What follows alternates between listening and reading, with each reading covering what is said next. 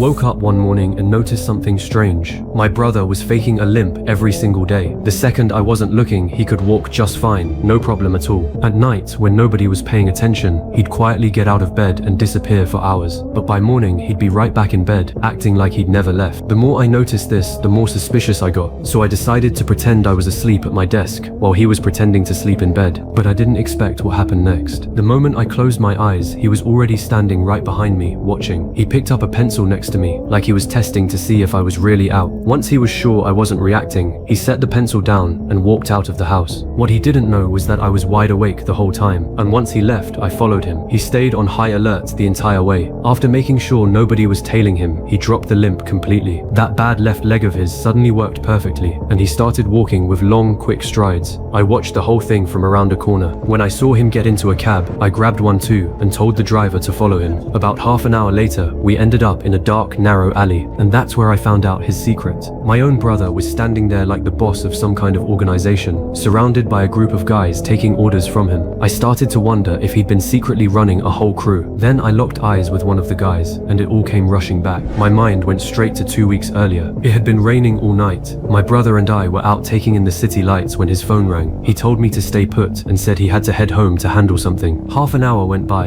and he still wasn't back. I was about to go look for him when I spotted him getting jumped by a group of men. By the time I got close, they'd already shoved him into a car. Before I could do anything, the mystery car sped off with him inside. I had no idea what was really going on. The next day, investigators showed up at our house to ask questions, and the guy who talked to me back then was the exact same guy standing in front of me right now, working for my brother. Back then, the investigators told us they'd set up all kinds of listening devices, waiting for the kidnappers to make contact. But 14 days went by without a single word, and eventually they put the case on hold. Then, 15 days after he was taken, my brother just walked back through the front door on his own. When everyone gathered around and asked him what had happened, he claimed he couldn't remember any of it, so nobody ever found out what really went down during those missing days. Still confused, I kept following him and ended up at a tall building, but as I turned a corner, they grabbed me and pinned me down. Everything went black. When I finally came to, I was back at my desk, and my brother was in bed, just like always. I started to wonder if any of it had actually happened, or if the whole thing had just been a dream.